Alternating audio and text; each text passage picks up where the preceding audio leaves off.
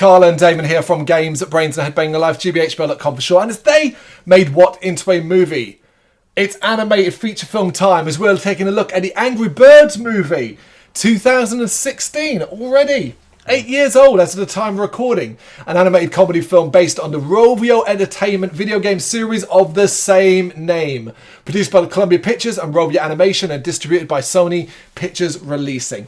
Played Angry Birds? On the phone, like mobile game, yeah. There's, to be honest, I don't think there's really been any other ones. Yeah. Which is weird because you would think it was a franchise that would have karting games and stuff like that. Maybe it does. I don't know. I never on a phone. I only have a phone, and I know there's been loads on the phone, but I hark back to the original ones. I thought they were good games at the time. Yeah. You know what I mean? But they've basically kind of disappeared now, haven't they? Yeah. This movie, directed by Clay Catius and Fergal Riley, from a screenplay written by John Vitti and a story by Mikkel Head, Miko Pola, and co-producer John Cohen. Yes, that is a lot of fucking people. That's a problem there for straight away. It always worries me when I see that many writers. I'm like, what is this? Rewrites and bits added in? Too many people have too many ideas, it never works. I suspect there's someone does an outline, potentially. Someone adds comedy bits in, do you know what I mean? Adding bits here and there. Because there are times in this where I feel like things feel jammed in. Yeah. But, so it's Angry Birds movie, and you kind of know, even if you not seen it, you kind of know what you're getting for. At the time, I actually reviewed this on the site at the time of round of release, maybe a little bit later. And I was fair on it. I said it was alright. So it's fine. If you've seen any other animated movie where it's aimed at a younger audience but throws in those jokes for the adults, you've seen this movie before. I stand by it. I stand by what I said then. I still think it's fine. I think it's not a good movie. I also don't think it's a terrible movie. I think it sits right in the middle for me. There are times where it frustrates me because I generally have grown to hate the whole jammed in adult jokes. I've sat through 3/4 of this kids movie and then you throw in a Shining joke. Am I supposed to laugh at that? But also, why? It's aimed at fucking kids. Why are you adding shit? There are references to sex and swearing in this. I baffled as to why they do this. It harks back to fucking because Shrek did it once. Everybody else thinks they need to do it. The scene where they're spitting the water back into his mouth, man. I know exactly what they indicate there. Yeah. Wait, what? Go on. What did they indicate? Well, when they're spitting water back and forth, and he goes, I don't swallow that. You should swallow that. Oh, right, okay. Well, I didn't get that. Oh, you didn't get that? No, because I remember the film and I knew it was what scene it was going for. Okay, all right, fair enough. I'm not saying you're wrong at all because it's got many other examples of that. No. I just don't really like that sort of thing anymore. I laughed when Shrek did it, but every film since has done the same. I sometimes just want. I think you can have adult themes, right? In a more nuanced way, where even a child can understand it because the message is correct and stuff like that. As much as they fuck it up non-stop, Disney do that right sometimes, where they will tell you a story. And it has deeper themes that adults can relate to, but also kids can feel as well. Whereas here it's just this is funny, this is for the dad in the group who's sitting in the cinema wishing he's anywhere else but here. But what adult generally sat down and went, oh, that joke was for me, no, I love this movie. Okay, it's got a huge voice cast. An absolutely huge voice cast. To the point where I'm just going to mention the major players. Yeah. Because it's too big to, and some are doing several voices and so on. But the main ones are Jason Sudeikis as Red. I think he's good.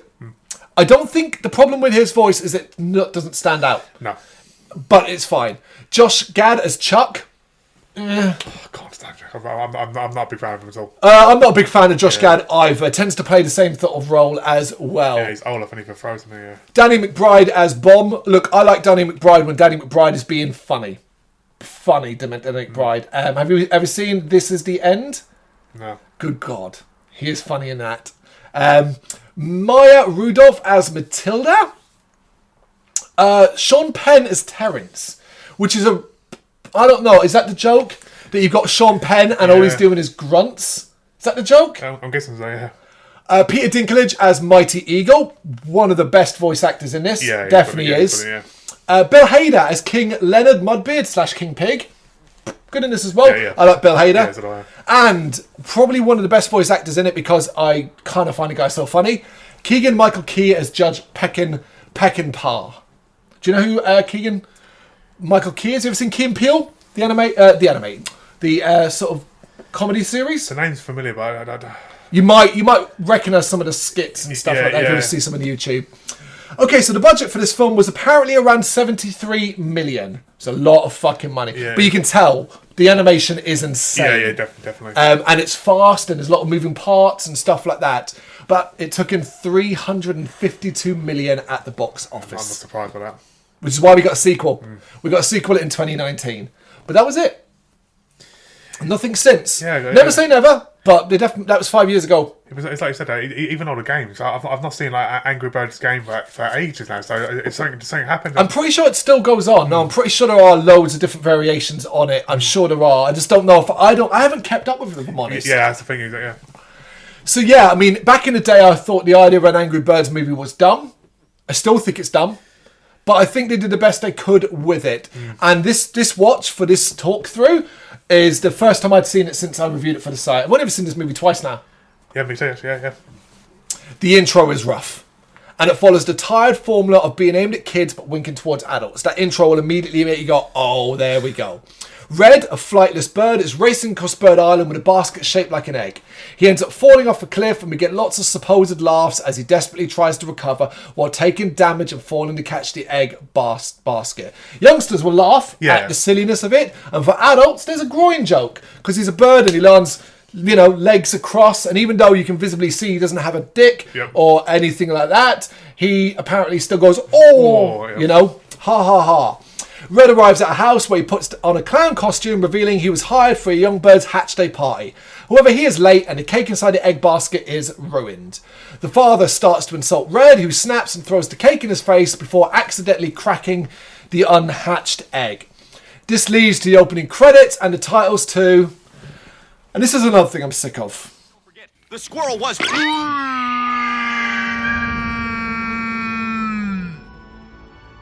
Sorry about this. My bad. Music. Real music. Actual songs. In animated movies. You can't come up with your own fucking soundtrack. Happens a lot, doesn't it? And what do we get over the titles? Black Sabbath's Paranoid. It doesn't even fucking fit. What are you doing? It reminds me of Megamind and hearing Crazy Train, Ozzy Osbourne's Crazy Train over and over again. I just hate it. Because it's like, look how modern we are. And it goes back to Shrek again, and at the end they do a pop song and everyone's dancing to it. Every film started to do that. This film does it. Even Mario, didn't they? Even Mario. I just give me your own soundtrack. Give me a composer making good music. Anyway, it's supposed to show us that Red has a temper, and it started from when he was a kid and grew as he got older. Red has been taken to court, where he attempts to defend his actions, but when pushed by George Peckinpah, lets his temper get the better of him. Apparently, Bird Island is a happy place under the protection of Mighty Eagle, and Red disrupts the harmony. Judge Peckinpah passes judgment on Red, sending him to anger management. And do you remember what I said about the jokes? What does Red say? Do you remember what he says here? Nope. Go on. Pluck my life. Oh, yeah. Pluck my life. Get it? As he walks through the town on his way to where the classes are taking place, we see how frustrating the happy place can be for Red. I'm on Red's side. I'm like, some of this could be quite frustrating. Yeah. There's some really good animation here, though. But the jokes are already wearing thin, I found. Because what joke do we get here when he sees a bird with lots of chicks, hatchlings? You need to practice bird control. Red ends up in a fight with an annoying sign outside the building that he eventually wins. This is an example of why does the scene... like, in a minute, it's going to come back in a bit. But why is it so long? This goes on for like 30, 40 seconds of him fighting this fucking sign.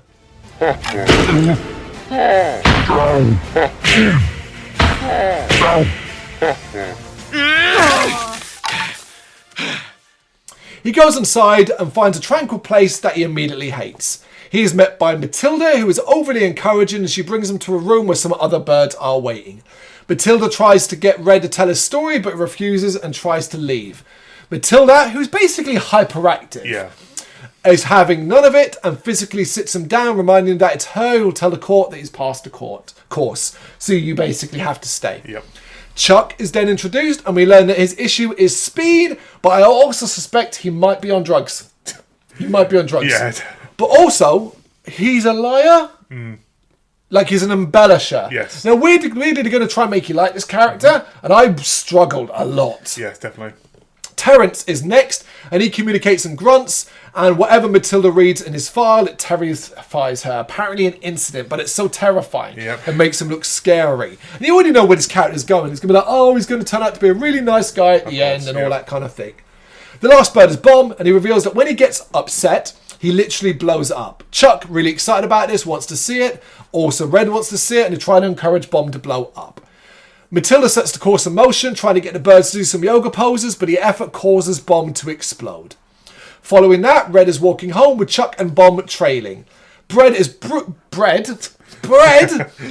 brutally honest with Chuck about hanging out, and the moment gets quite awkward when Bomb attempting to act like he has important plans. These are the funny scenes. Yeah. You just got the voice actors doing their thing. And just talking, Yeah. Yep. Red separates from the pair, and he walks back through the town, finding himself isolated again. And what's this? And you know, this is I don't know if this was as big of a problem for you as it was me, but this is again the music. They're using a pop song or a song, and do you know what song they're using? Go on. Behind Blue Eyes. No one knows what it's like, but not just any version of Behind Blue Eyes. The Limp Bizkit version almost flipped the table when I realised. I was like, nah, not Behind Blue Eyes. And I was like, not the Limp Bizkit version. I know a lot of people like it, but I fucking hate that song, and I hate that version. I really, really do. I didn't even know you'd done a version of so. They did. He stops in front of a Mighty Eagle poster and looks at it in awe. We flash back to him as a child, about hearing about Mighty Eagle in school and being wowed by the story, you know, Mighty Eagle. He's mocked for his belief, though, as Mighty Eagle hasn't been seen in years, and the story is now falling into legend, rather than like fact. Yeah. We also hear that Red was an abandoned egg, and he has no parents, and that we clearly get he's lonely. So there's all the layers to Red. Yeah. Fine. At this exact moment, a ship is approaching the island. The next day, we see family life for the birds before joining the anger management group to listen to some of Bomb's poetry. Red is still being rude about the whole thing, refusing to write a poem, and starting to annoy Matilda. She takes a deep breath and moves to Chuck, who has written a poem about the smashed up sign that Red destroyed. It appears as though Chuck made it. And Red is hoping he doesn't get caught, but a red feather gives the game away. He tries to blame Terence, who knocks him away, and the rest hold hands to say their goodbyes. Red tries to join, but is rejected. And it's like, okay, no, I like that, because it shows there has to be consequences. Like, you're being brutally honest, you're being rude. Yep. There has to be consequences to that. Yeah, if you're a loner, you're an outsider. If you're bringing that a lot on yourself. And it doesn't give you the right to act away. Of course. You have to take some responsibility. Before this can go anywhere, though, a lot of noise outside gets everyone's attention. And going outside, it is revealed that something is coming and has everyone's attention. On the beach, we see a mechanical ship arriving and everyone is wowed by it. It ends up arriving on the beach, destroying Red's house, conveniently. And I did laugh, at least Chuck's lack of sympathy for it. About like, oh, they destroyed something important to you today. I was like, yeah, you kind of deserve that, Red. Yep. A voice rings out from the ship, introducing Leonard, who comes down the ramp, revealing he is a pig. Greetings from my world, the world of the pigs. What's a pig? I am a pig.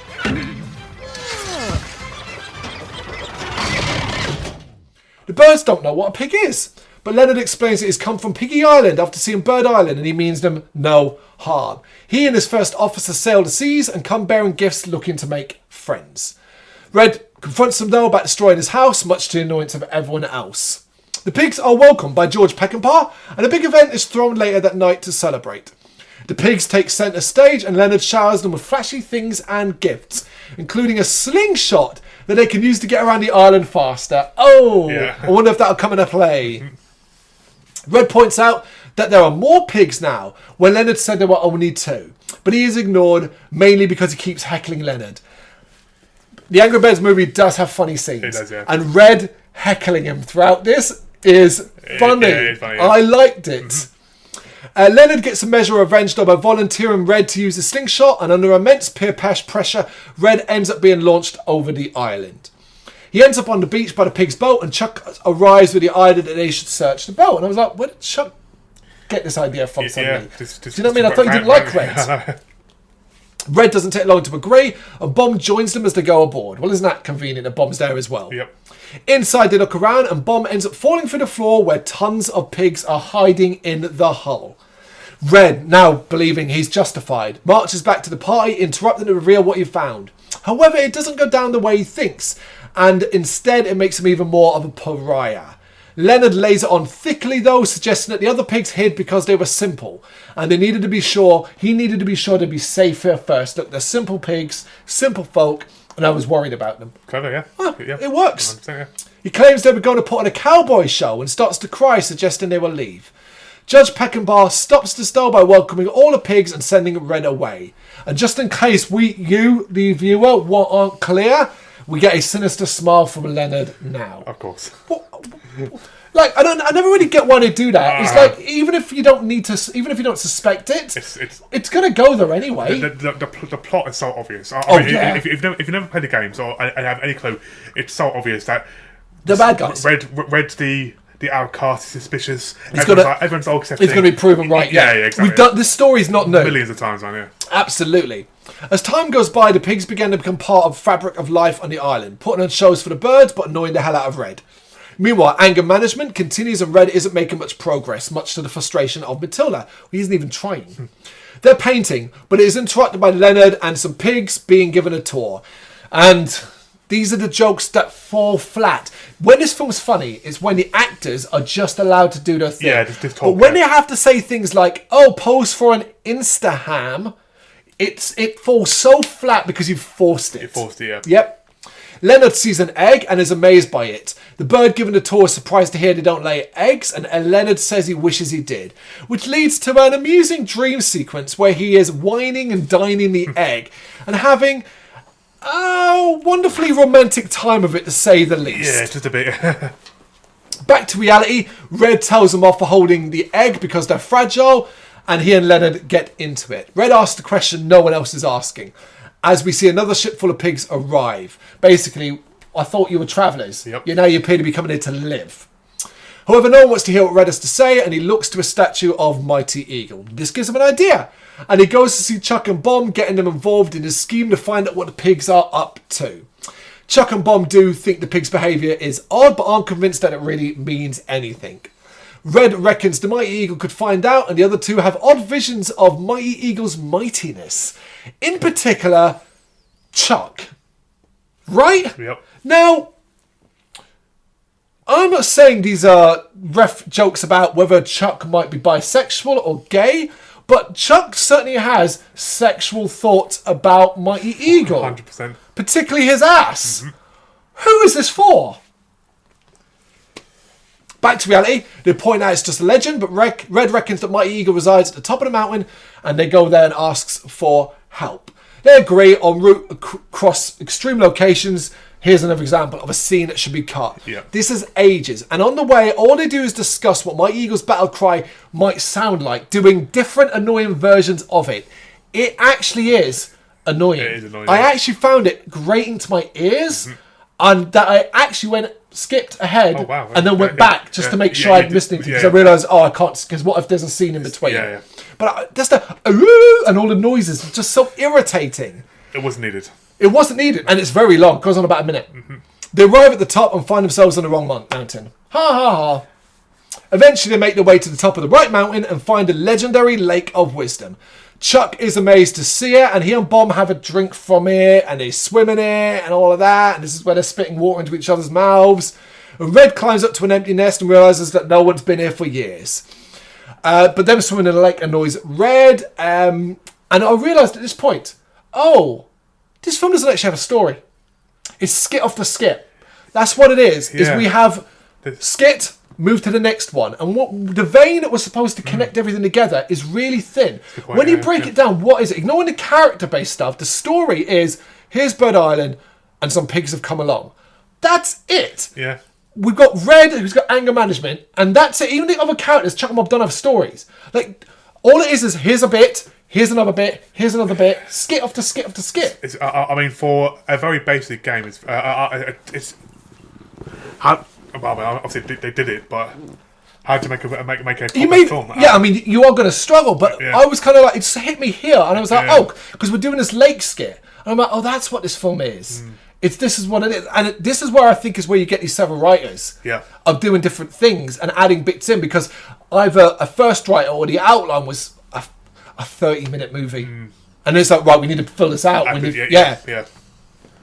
Red hears some ominous noises though and gets the other two to hide as they watch and wonder as Mighty Eagle emerges from a cave looking all majestic, followed by him pissing in the lake. This gets the appropriate reaction for the birds and goes on for ages. I'm really not sure how I feel about this. I think a child of a certain level will laugh their head off at this. I smiled while he was peeing. I smiled when it started. But then I stopped smiling. On 20 seconds later. Yeah.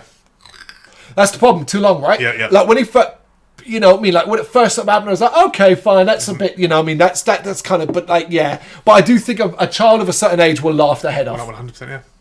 Returning back to his cave, Mighty Eagle reveals he knows they're there and claims they have passed the first test by finding him. He emerges back from the cave, the joke being that he's overweight and not so mighty now. He thinks they've come to seek wisdom and talks about it being something that is attained. His ramblers go on and on, leading to the inner cave, the Hall of Heroism, a shrine to himself. His ego is still out of control, clearly, and for some reason, we get a dance from him. This is the shit I hate. Yeah. Why is this dance here? It's a typical kids animation. And the thing is that Peter Dinklage is doing really good here, and I like the animation as well because they keep going close to his face and his eyes. He looks manic. He looks like he hasn't sleeping properly. He doesn't look well. Yeah.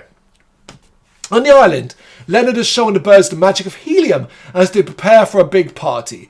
Leonard is charming as always, but we see how the pigs are changing life on the island to be less tranquil, something that Matilda is becoming more aware of.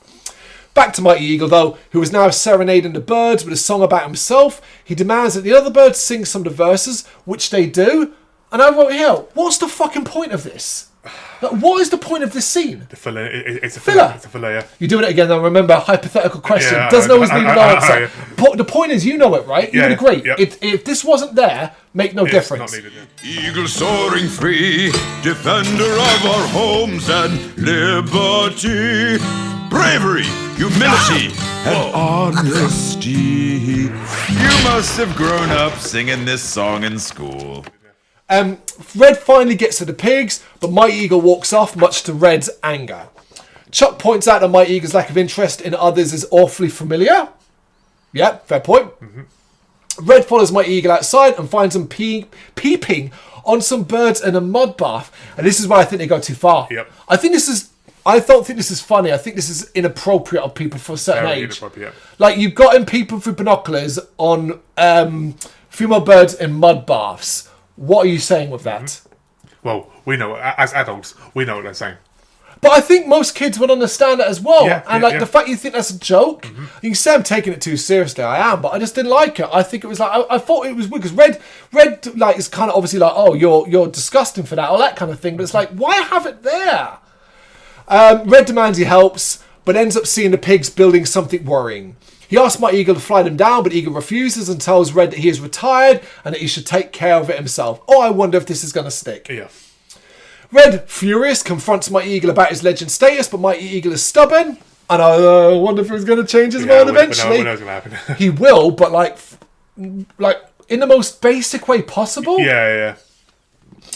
I did like the line though. You're the only bird able to fly and you're too scared to do it. I thought that was good. It can be used in a lot of contexts. Yeah. The idea that you've got great power, but you're not using it. Great power comes great responsibility. Exactly. Red, Chuck and Bomb leave, but Mighty Eagle has a small smile on his face. And I really like that. That's where a smile worked. Because it had me go, oh, is this actually genuinely about lessons for him? Yeah. And I was like, okay, I can buy into this. Now, they won't actually do this. He'll say he did later on, but the things they show us doesn't imply that was what they were planning.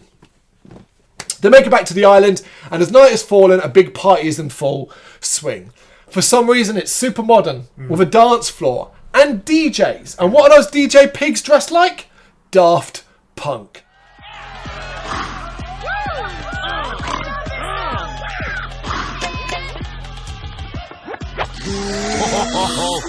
sentence you all to 4 hours of hard partying. This isn't funny. Nope. Stupid. We then see some of the birds doing helium, and I was shocked. Now, this is 2016, so I don't know how prominent doing helium as a drug was, but that is a common thing these days. And it's deadly now. Yeah. It's considered. Well, certainly doing it in large quantities can be detrimental to your health. So I couldn't believe it. I was like, no. Now I don't know if that's modern me looking on it, but even still, like in 2016, doing helium would have been considered. But then I think back to my childhood, and the idea of doing helium making your voice all squeaky. Was supposed to be fun, right? Hilarious. Yeah, so I'm going to give it a little bit of a break on that. That it's just a joke that's aged really badly, right? Yeah, so that's the thing. Obviously, we're looking at it as 30-year-olds adults. You know, so 40, mate. 30 40 in 3 months' time. 30-year-olds. Thank you. But we're also looking at it from 2024. Back to 2016. Now, don't get me wrong, it's only 8 years. So the fact that this film that is only 8 years old has not just one, but several jokes that have aged poorly already. And this is why when you make movies, you don't do shit that dates it. You try to avoid it as much as possible because some of the best films never look dated. Yeah. And you could watch now, even though they came out 40, 50 years ago, and aside from cars and things like that and all that, but movies that use technology, movies that use pop culture references. Like, do you mean anything that uses a pop culture reference? Remember, pop culture is pop culture's fleeting. What's funny and trending right now, in a year's time, could be offensive. That's the thing, yeah. That. Yeah, so I'll always reference that, and you might should have, but in 60 years' time or 50 years' time, films like The Lord of the Rings are still going to be there as classics. Because they still they don't have none of that crap. Well, because I mean, it's a fantasy film like that. I think is a good one, like a good guarantee. I'm trying to think of something more reality based that is aging very well. I think of something like The Thing. Like, even though it feels of its time, of the 80s, John Carpenter's The Thing. Yeah. Like it will of course, it still holds up. Do you mean things like that hold up, even though the technology may not be the most advanced anymore? It's when it comes to comedy more than anything else, it's where it really falls down. Yeah. But there we go. Red, Chuck and Bomb run into a set of acrobat pigs who are now holding eggs. They now realise that the pigs are here to steal the eggs. There we go. All hell breaks loose in the town, with the pigs en masse stealing eggs. Chuck heads off to stop the party and make the birds aware using his speed, whereas Red and Bomb head off to stop the pigs from leaving. Oh, man.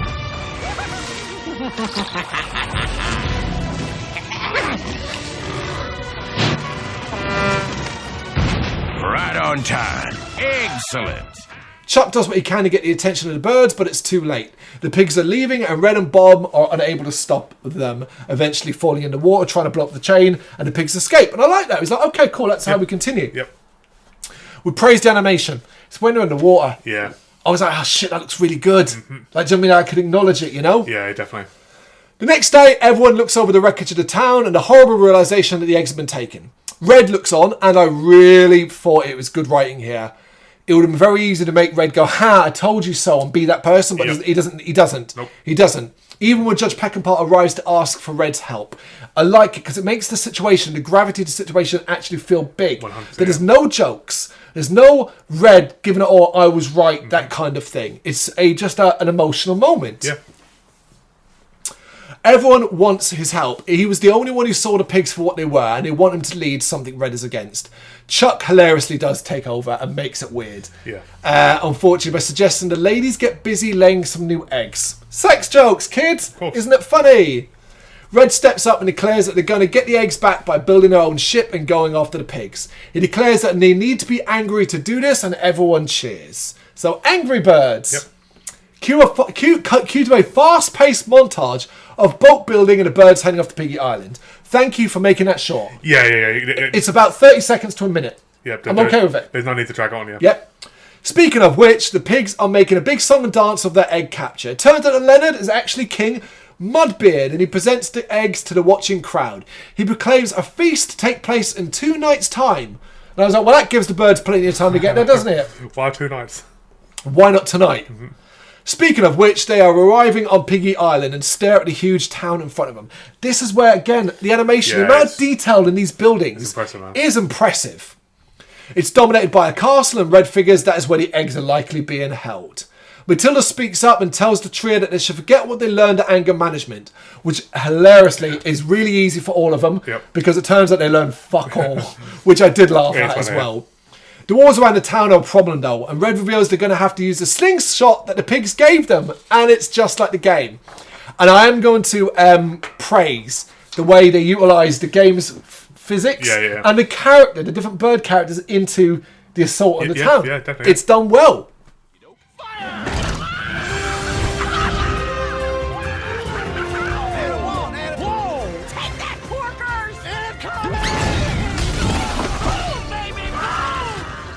How about that? My teacher can shoot fireballs out of her butt. You, what's your name? Hal? I've seen you do something strange before, right? Let's see, I'm really Doesn't good matter. at Launch him.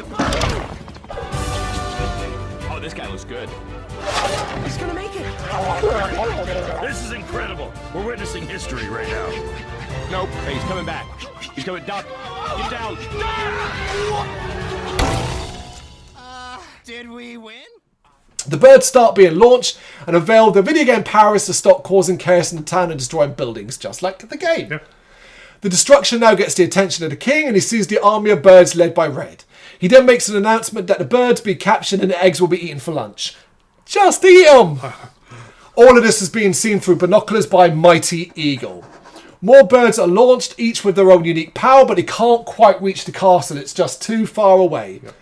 For some reason, though, we cut from this to watching Mighty Eagle attempt to big himself up and fly using the song Never Gonna Give You Up by Rick Wakeman? That one. Yeah, that's the one, Rick rolling one. Yeah. He falls down and falls off a cliff.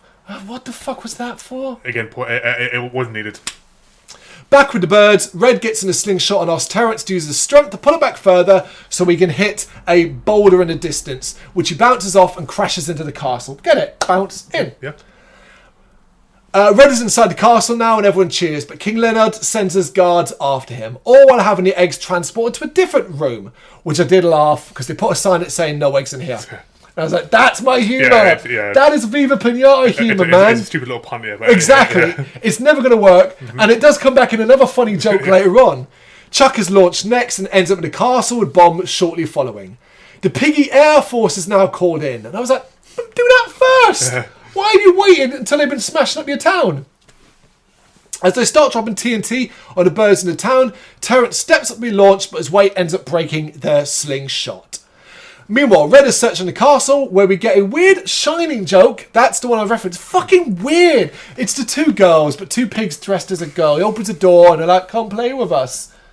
No kid has seen Shining. No adult sitting there going, wasn't that funny, dear? Yeah, I just don't get it. He and Chuck then find Bomb before arriving at a banquet hall where lunch is soon to be served.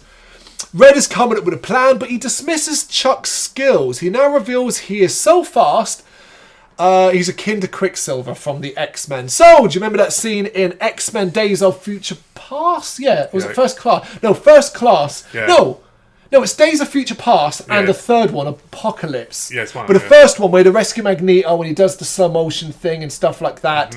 An incredible scene. And they've done it in other things as well. Other things have ripped it off. Yeah. This is basically that.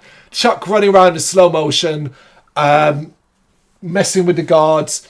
But basically what he ends up doing is creating it so that the guards think one of them painted them red. Yep. So they give chase and leave the door. And Chuck makes me laugh here by basically going, he sees the sign and goes, well, that's suspicious. I was like, yeah, that's good. They find the eggs inside, but they're being winched out by a net. Red is able to grab onto it as it is brought into the hall towards a big pot of bubbling liquid.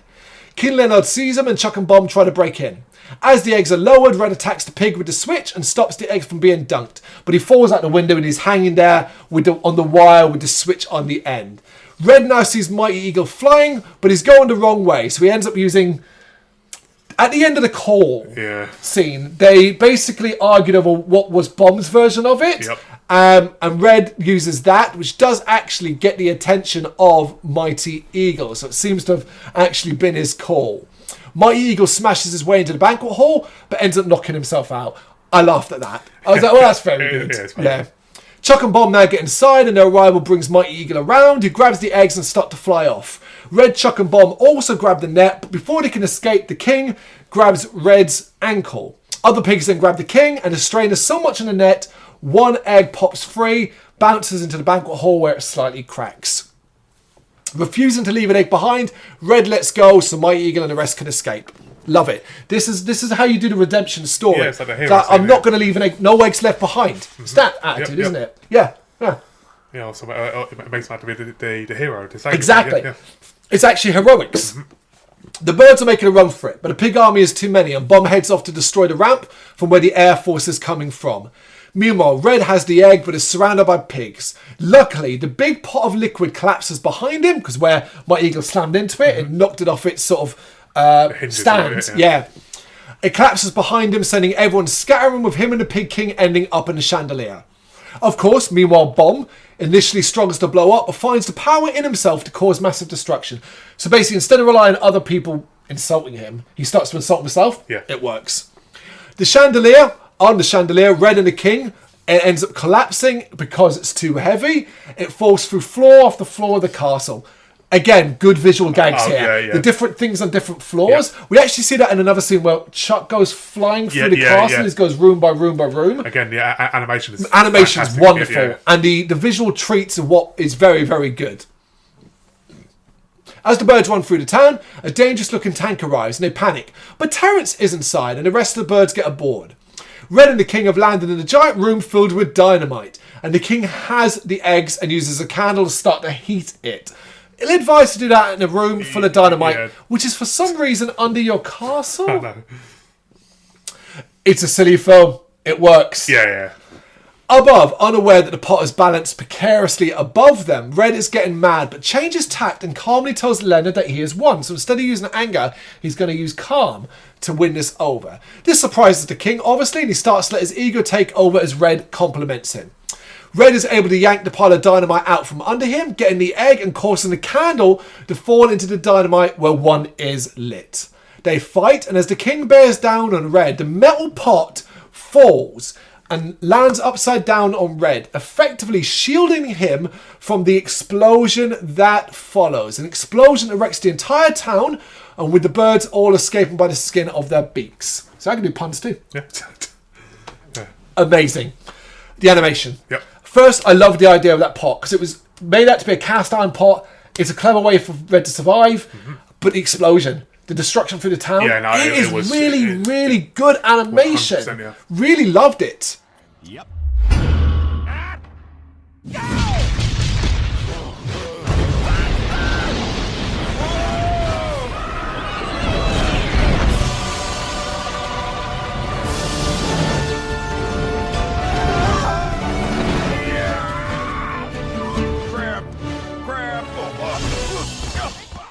Outside, everyone is amazed to see Mighty Eagle, but even happier to see the eggs. All but one family whose egg is not there. And everyone now realises that Red hasn't come back. Now, Red's alive, of course he is. Of course. But I actually felt a little bit of sadness for that family. I was like, well, that's really sad. That's the egg. Yeah. Of course. Emotions are running high as everyone surveys the wreckage, but as they go to leave, Red emerges from the rubble with the egg. What? It is hatched though, and everyone is over the moon, and he's greeted as a hero. Red brings the hatchlings to their parents, and Mighty Eagle gives them all a big hug. He declares that they are his prized pupils, and that was his plan, something that Red is unconvinced by. Same here. Yeah, it is. If it was a plan, they didn't do a good enough job of expressing and portraying that. Yep. Sometime later, life has returned to normal on Bird Island, with all the birds pulling together to rebuild. Chuck, Bomb and Red are looking at a new statue of the Mighty Eagle that credits him with being the hero. But, to be fair, they kind of just roll with it. They're like, alright, yeah, it is what it is. Yeah. As Red tries to get out of hanging out with Chuck and Bomb, they lead into a part of town where his home has been rebuilt and placed back in the village. This is a nice scene. Yep. He's welcomed back. Everyone cheers and claps, and Red is overcome with emotion as all the hatchlings he saved come along and sing a song dedicated to him. This is a nice scene. Yep. Yeah. Red then shares a moment with Chuck and Bond before going inside. Hurt because he's kind of said, like, I don't want to hang out, I just want to go home, all that. They go to leave, but he opens the door revealing he was joking and he invites them in. That's really cheesy. Yeah. I think the idea of Red just going, look, I don't really want to hang and go on my door, and them just leaving, what should have been them going, you know what, it's cool. Yeah. That's Red. Exactly. We'll see him later on. Exactly. But instead, that it would have been like, it would have been like, look, everyone's okay. Doesn't mean his entire character's changed. It's a typical happy ending. Yeah, exactly. Yeah. Which, speaking of typical, like all average animated movies, there's a pop song playing over the credits. It's I Will Survive, of course, by Gloria Gaynor, I believe, as we see Mighty Bird in his cave dancing, the pigs beginning to rebuild, and the birds dancing too. The film ends with Leonard announcing he's hatching a new plan. And that's the Angry Birds movie from 2016. I stand by what I say. It's fine. It is fine for the most part. There are many parts I just don't like. I do not like a lot of the adult humour. I think when the voice actors are left to just bounce off each other, that's when it's at its best. But when they have to force in fucking pop culture references, reference to social media, reference to pop artists and dance acts and stuff like that, it all falls flat on itself. Yeah. When it tries to be a bit ruder, some of it works, some of it really fucking doesn't. Yeah, definitely. But this film's biggest problem, this film's main problem, because I think animation's good, voice acting's good, characters are fine, it's fast, it's energetic. Its problem is its story. There isn't one, and it's what you would have expected with a movie made off the Angry Birds franchise. Yep. I think they did the best you could. Tell me, how fuck you right? How are you doing it? I mean, you called it halfway through by saying, like, it's a 30-minute movie, just thrown in with lots of skits in between. You know, so. Yeah, lots of little bits here and there, just added to make it more funny and this, that, whatever, and so on. But they still managed it. And it was still hugely successful. Yeah. And I completely understand why. Like, I if someone said to me, I've never seen an Angry Birds movie, is it worth a watch? Or is it worth my kids watching? I'd be like, yeah, 100%, absolutely. Yeah, I'd say don't get a kick out of it. And an adult said to me, will I? I'd be like, well, you might find some of it funny. Yeah. You know what I mean? You might enjoy bits of it here. And I'd say to them, like, it's visually impressive. Yeah. Like, you will enjoy a lot of the action and stuff like that and so on. I think if I met someone who turned around and said to me, the Angry Birds movie is my favourite animated movie, I don't know if I'd have much, I don't know if I'd be like, why? I'd be like, alright, cool. For animation-wise, yeah, I would say it's definitely after, yeah. No, it's just a favourite animated movie. Okay, yeah.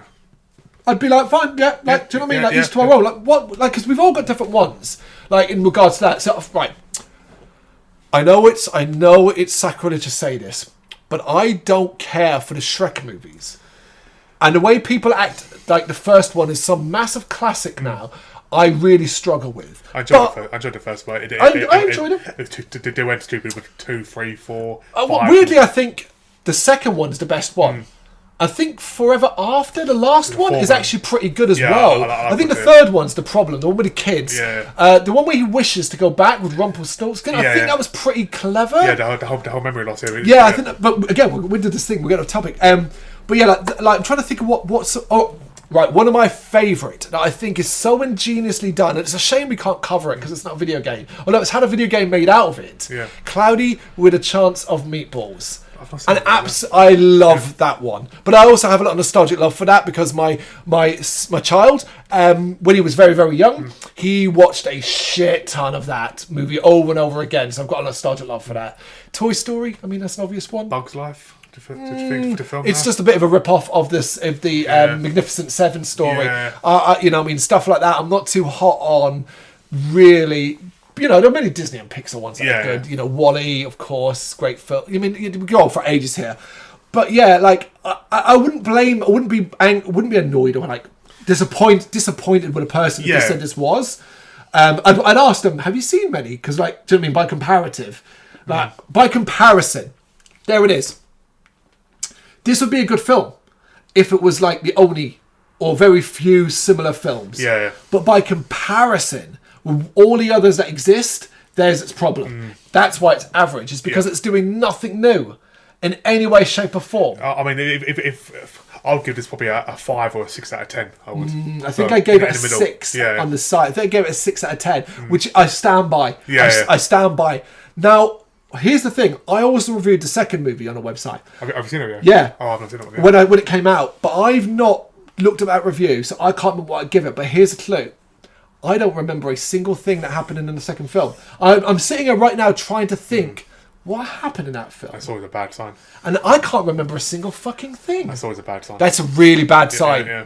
And the fact that, like I said, there wasn't a third movie, or hasn't been a third movie to this point, we shall find out. All right, that's our thoughts on the Angry Birds movie. You got any you want to share with us? You know what to do? Let us know in the comments. Thank you very much for watching.